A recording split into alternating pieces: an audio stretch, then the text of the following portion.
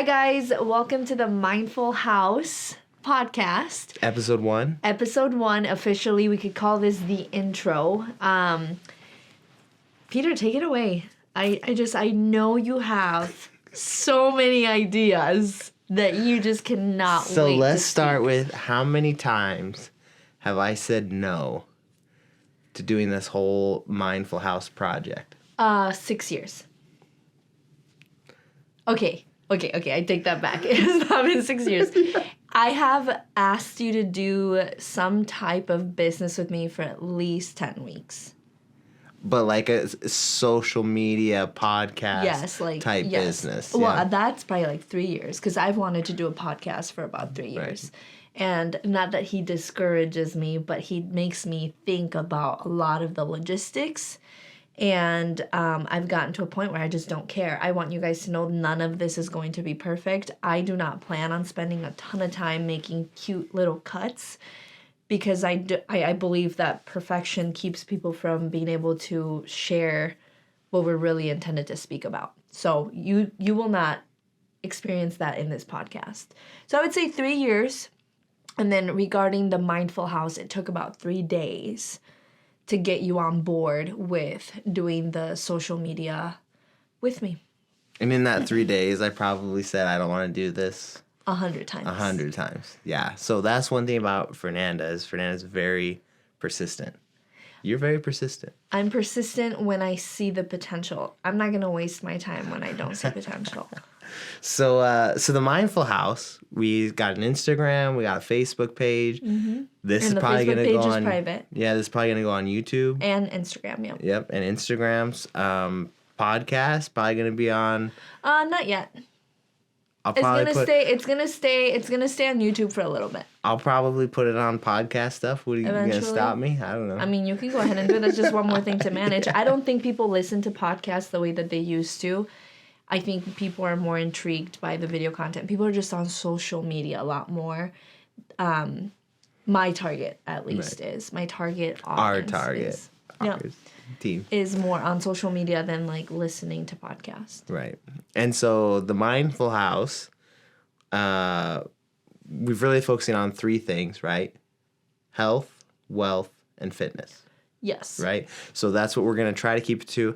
But most of it, I want to say now is... Why are you looking out there? The camera's right there. Because I'm thinking. This is what I look when I think.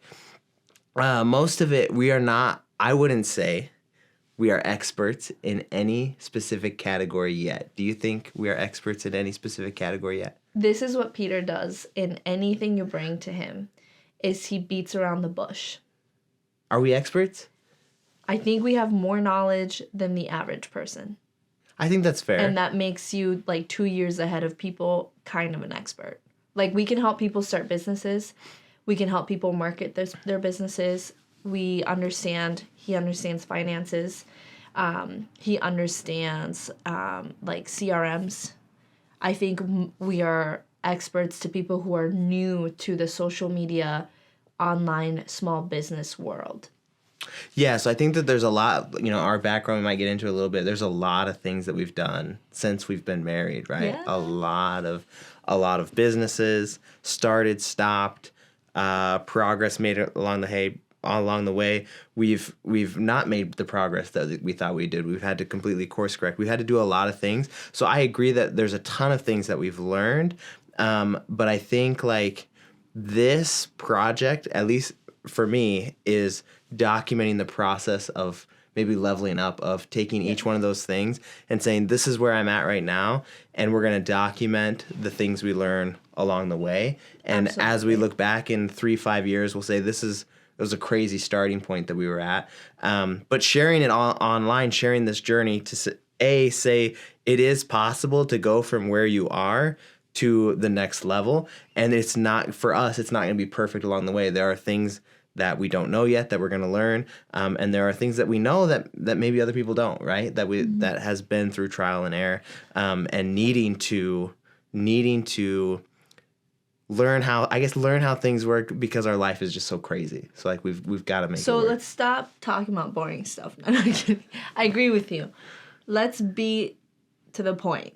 Uh-huh. What is the first experience with finance that has made you kind of an expert or has given you a little more experience than the average person? Let's talk about that.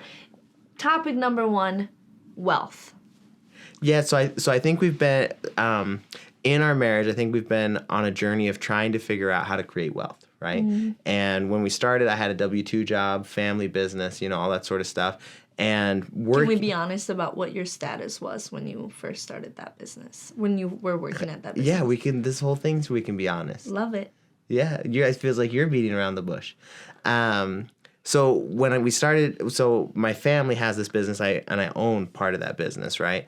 And so for me, that was wealth. Everything was tied up into there. I wasn't worried about creating my own wealth or anything. Like, I had been blessed with this opportunity, and that was kind of where my blinders were. And that was a really awesome opportunity as far as just seeing the budgets and money moving and like how a larger business operates with about 70 employees at that time. And so, but things got messy with family.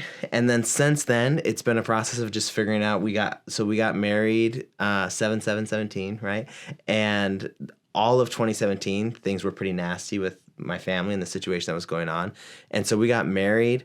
Got pregnant with Mateo, our oldest, in December of 2017. And then right at the flip over the year, things got crazy. And so for us, it's been a process of trying to figure out what we do to create wealth, to create stability for our kids, all that sort of process since then. And so as far as an expert on wealth, we've tried a bunch of things on there. We've failed at some things, worked on stocks. We've bought some real estate with our primary residences and stuff. And so it's been a process, online businesses, to figure out how to create wealth. And we've learned, some things along the way of that. And just to give perspective, when I met Peter, like he said, he owned this business. I had no idea what his wealth was. I come from a very low income family. We're immigrants, first generation. I mean, like here in the stage that my family came to America, like you are lucky if your parents are able to like go and buy a house. It's just, it's really hard. It's a really hard system to get out of. And so me as a first generation immigrant, I'm just glad that we have enough money to pay the mortgage next month. So in this process of building wealth, we've had a very different perspective of like what wealth is, right? I've never, before meeting him, like had never used credit cards, had no idea why you would want to use a credit card, right? Like why can't you just pay with the cash that you have? So we've definitely come from very different backgrounds. And when things went crazy with his family, he got a $20 check for all of his shares, which at that time was that 60%? How much did you own? 49? 40%. Yeah. 40% of the company is what he owned, and he got a $20 bill. So when you got that, I remember like kind of going back to my roots and being like, it is time to hustle. Like for the first 4 years in our company with Bank Media, because that's what we decided to go into with photography, I told him, I said, I will never be in a position where like I cannot afford to like live in my house, because we've been evicted. Like myself and my 5 other family members had to move into like a tiny little trailer my sophomore and junior year of high school. It was like the summer before junior year. So I come from I know poverty. So I actually get really frustrated with him when we have 10 grand in the bank account and he's like, we don't have money. And I'm like, literally, bro, what are you talking about? You don't have money. Like, you have money to pay your mortgage for the next 4 months. All the bills can wait. I've seen it. I've seen my parents not pay the bills for like 3 months. And I have had water be turned off. I have bathed with like lukewarm buckets of water while on my period as a teenager. Like, I have experienced real poverty. So when you talk about we don't got money to go get Olive Garden back then, it was very frustrating. We just are very different when it comes to that. And to think, like I would say, it has been very different, and the way we like to spend money is so different. Like, so very little of us do we mismatch or do we match up, and so it's been such a process of like trying to figure out how to do it and work together when you go spend money and I'm like, I do not value this at all. Yeah. And then I'll go buy something and you're like, I do not value this at all. Except the tools, the yard tools, guys. Let your man buy them, then learn how to use them. And then if you ever get divorced, fight for them. They're so good.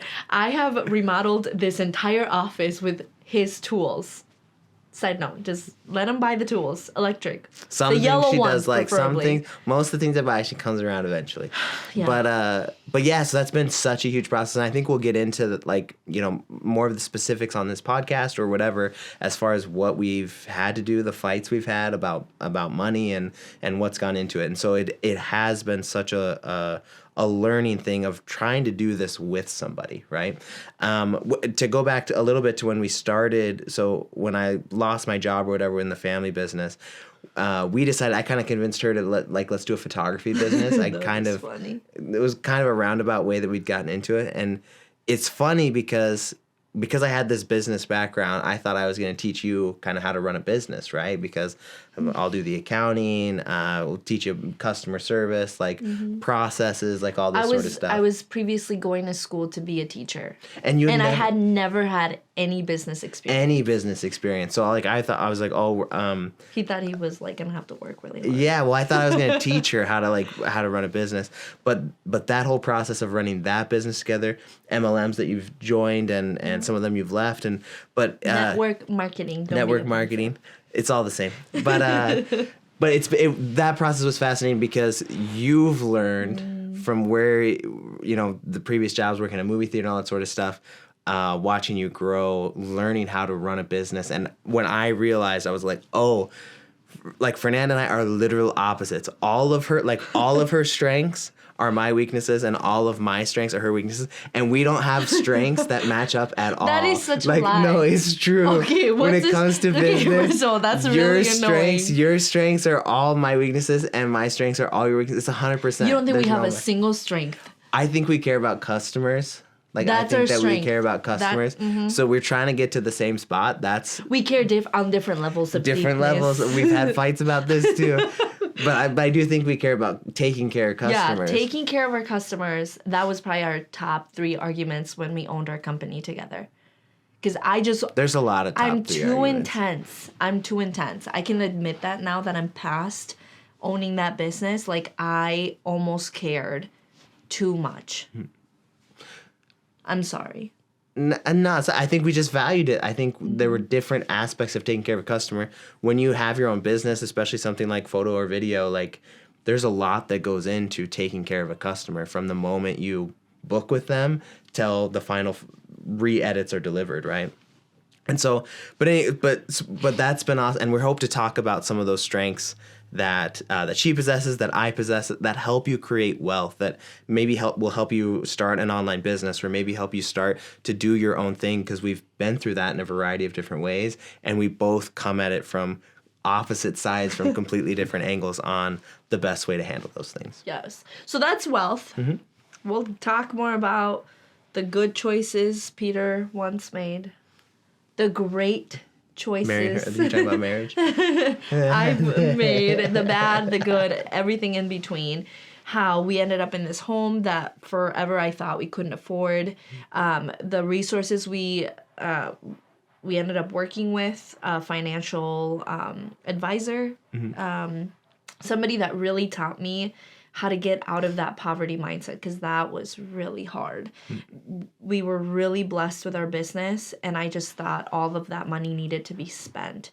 And so there was a span of time where my credit card bill alone was like $4,000 to $5,000, like consistently, and there was nothing to show for it.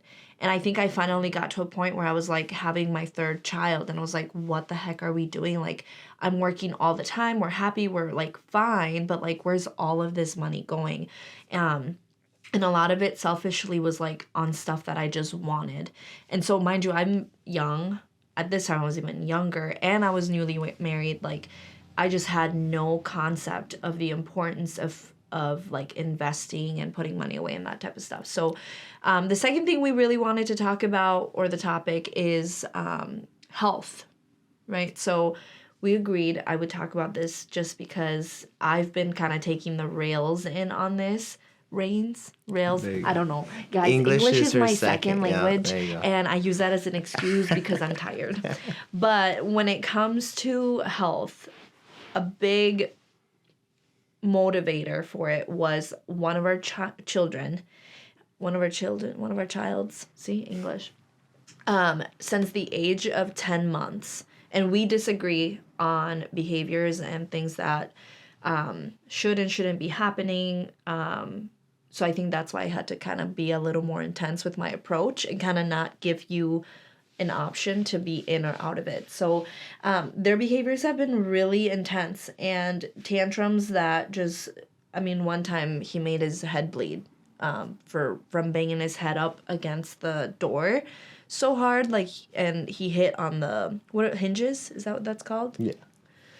And so he hit his head so hard it made him bleed, right? So, like, that was in February, right after having Milo.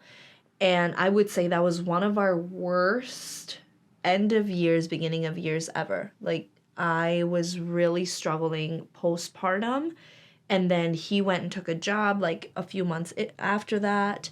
You had health issues after Milo. I had eclampsia, like blood pressure. Like, I just, normally once Fernanda gives birth, Fernanda is a rock star. And this, recovery, I was at 0. Like, no energy. It's the blood pressure, turns out.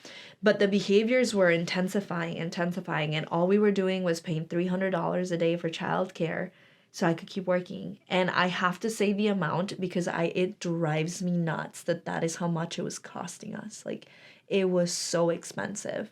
We have 4 kids, so we have 4 kids under 4, and even at that cost, we had a really hard time keeping people. But what it was also doing, it was making it so we didn't have any consistency or someone who could handle Liam's tantrums the way that they needed to be handled. And I'm not talking about spanking, screaming, like nothing. Like, what we've come to learn since starting our health journey is that Liam is extremely sensitive to certain foods that cause inflammation in his body.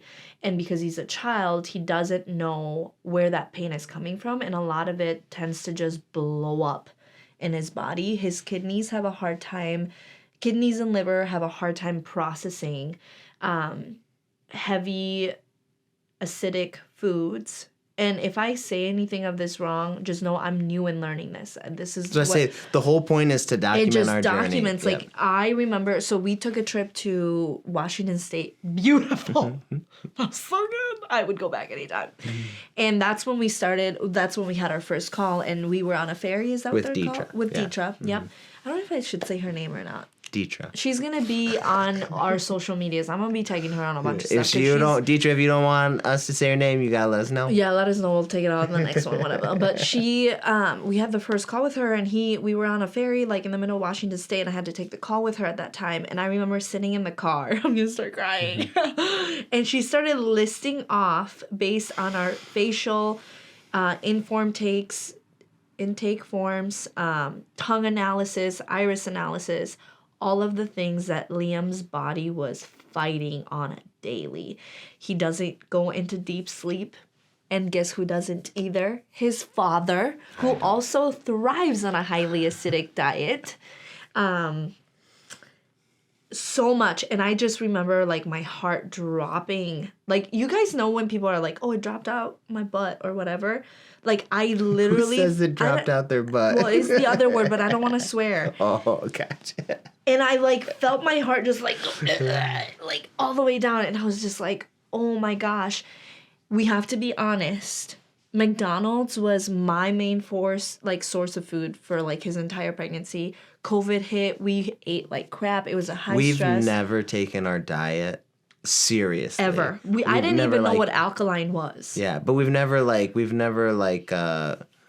gone crazy or anything, but we've never, it's like, oh, chicken nuggets, like, as long as it's not like all death processed. In a bag. Yeah, like, I mean, death in a bag is Cheetos, but whatever. Oh, we'd eat it, but not like binge, all the time. Okay, I take that though, because I'm a binge eater. And so I agree with you. Like, we don't always have Cheetos. That's all I'm saying. Is like, we don't always have these snacks, but there was nothing stopping us from grabbing them, while we're at the grocery store. Oh, I want Cheetos today or whatever. So you just get them. So you just get them. So, like, our whole marriage, we've never taken that diet. We've exercised sometimes more or less, but we've always never, been a fitness couple. We've never taken diet like at all. Or tried to educate ourselves on the effects that food have on us. So let's backtrack though, Deetra. I am very open about Liam on social media, and I have a dear friend who actually brought me to Jesus this year. And she's been following me, and we've been following each other. I did some marketing for her husband, Title Boxing, shout out with Tate. He's amazing. You guys, if you want a killer workout, go see that man. He is amazing at what he does. But anyways, she like introduced me to Jesus and all that stuff. So I have so much appreciation for her in my heart. And she once, twice, 3, 50 times was like, you need to talk to Deetra. You need to talk to Deetra. You need to talk to Deetra. And I was like, finally, once Liam made his head bleed and he flipped furniture while my aunt was watching him, and I was out doing a shoot or I was doing something. I was working. And I came back and all the furniture in my house was flipped. And I was like, what just happened, right? Finally, after that, I was willing to like get her phone number and stuff. She messages me. I didn't respond to her for 6 months. I'm sorry, Deetra. 6 months this woman waited for me to respond to her. In those 6 months, we did therapy. We did therapy. That was it. And not once did... we did doctor visits. We did psychological to see if autism was anything like that. Liam's, no, not close, even though sometimes I'm like, what is all this clicking? What's all this stuff? And thankfully, Deetra's been able to explain a lot of it has to do with his unregulated nervous system, which makes sense. Our family is chaos, and he's right smack in the middle of all of it. So, and so this year, I would say to document our journey this year, end of this year, like we started in November, yes, September, November, it's somewhere in there, is the first time we've really tried to take diet seriously, and we've seen. I would say really interesting improvements as far as, let's say, behavior with kids. And Deetra is saying a lot of things I've never heard before. And we're going to dive into that a little bit. But it was just fascinating. Maybe we'll bring her on the podcast. Yeah, if she wants to. I don't know. She'll do it. She's a rock star. Maybe not. I shouldn't speak for her. She is a rock star, though. She is a rock star. But looking back, it's just kind of crazy seeing, like, some of the things our kids were struggling with and not considering taking diet seriously for anybody. And some of the things... Do you want to give an example? Sure. Mora. You talk about Mora, because Mora is Peter's little girl. I have one girl, so we have 3 boys and 1 girl. And I like my Mora. But are you talking about scratching? Yeah, the skin. Yeah. So Mora's she's been our only one that's never slept good. And it looks like she's been in a battle with a cat, like, all night. Like, so, and we didn't quite know what she was doing, but she was scratching herself, just, like, at super night intensely. Only. Because we didn't see it during the day much. Like, I didn't see her scratching. She would wake up with all the scratching. All the scratching, like, scabs, like, to the point of bleeding. And I'm one that's just kind of like, whatever, it'll fix itself, right? Like, I took her to the doctor. They said it was eczema.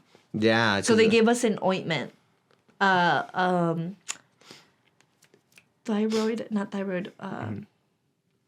I know what I'm talking about, but I can't.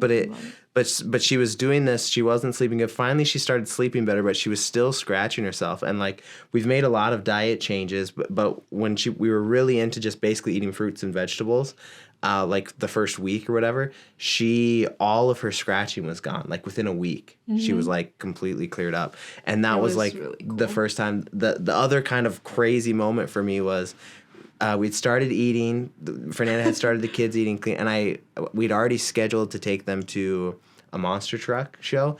And so I was like, Fernanda, I understand, but I want to take them to the Chinese buffet. We love Chinese buffet. Yeah, after the monster truck show. And she's like, fine.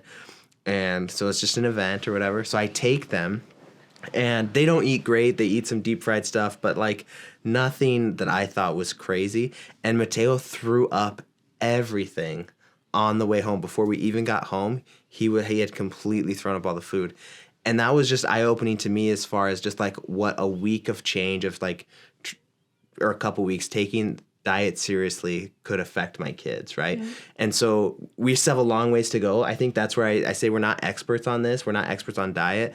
But we've learned a lot this last year, and we're striving to continue to make these improvements and document how it affects our kids, how it affects us, and all that sort of stuff. And what I would say is we are, though, learning from experts. And that's what I find this channel valuable for, because their information is so valuable. Like the people, like the financial advisor, like she's a CPA. Like she knows her finances. They have a very healthy personal financial life. And we've talked about this before. Like if I'm going to work with somebody, I want to make sure that they have that in their personal life. Whatever they're telling me to do, if they're not doing it themselves, I don't trust them. I don't care if you went and got the degree or not. But like you could be a CPA, but if you're on the verge of, bankruptcy, like, can I really trust your advice?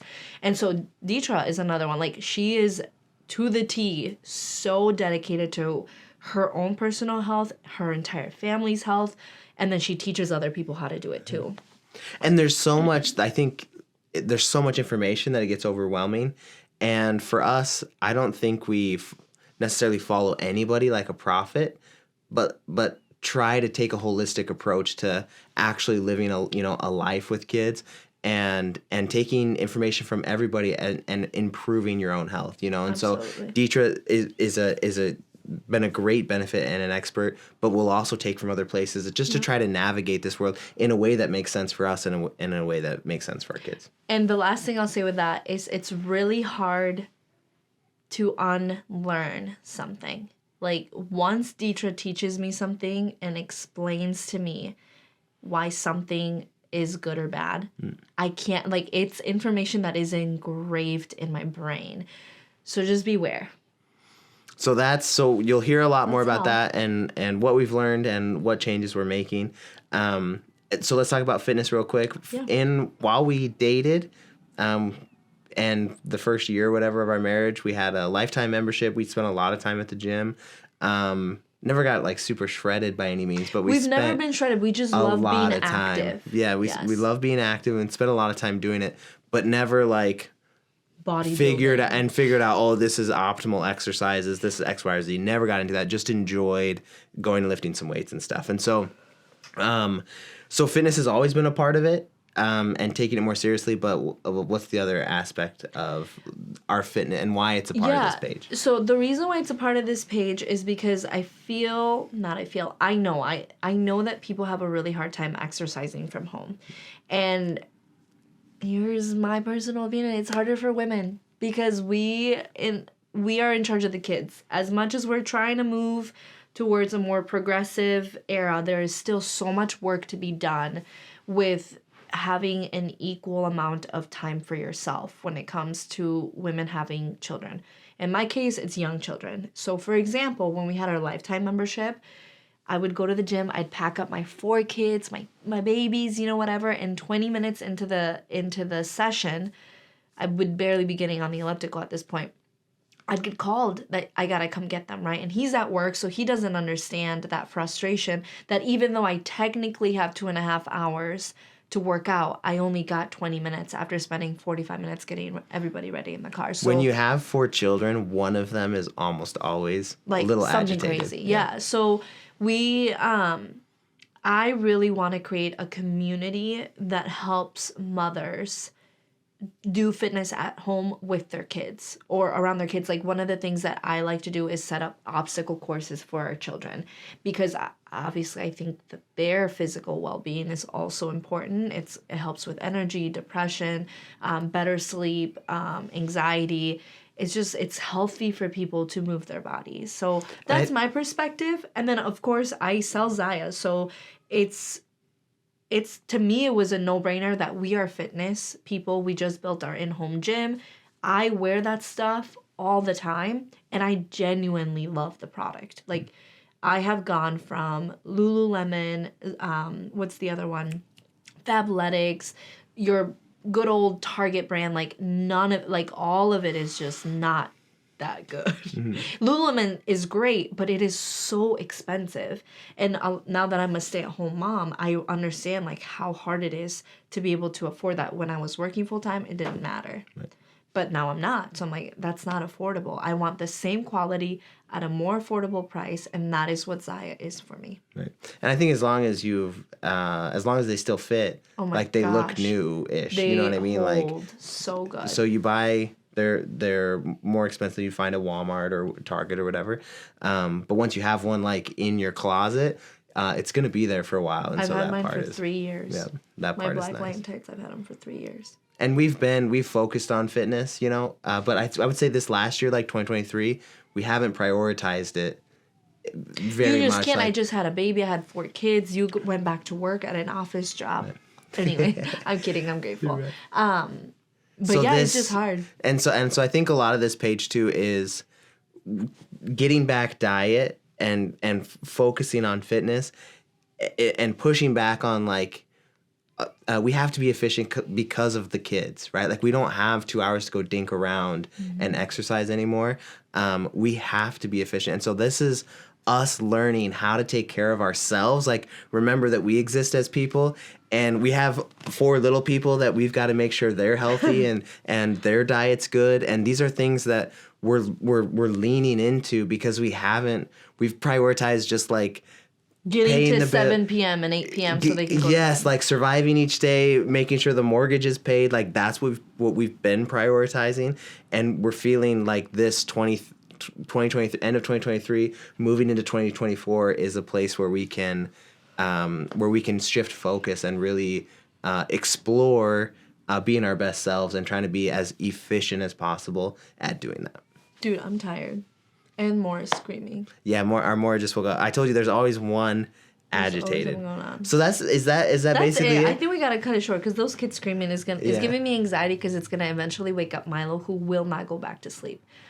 So we gotta cut this one short. Parenthood is just the way that it is. Episode 2. This episode will come out at some point. We'll have an episode 2 at some point. There's gonna be no editing. I don't care if you guys don't want to watch. That's fine. But we're cool, married. So. Should I give her a hug because we're married? That's gross. Ew. Off camera, babe. Bye. Oh, off camera. I love you. Love you too. Fist bump. Hey, go more.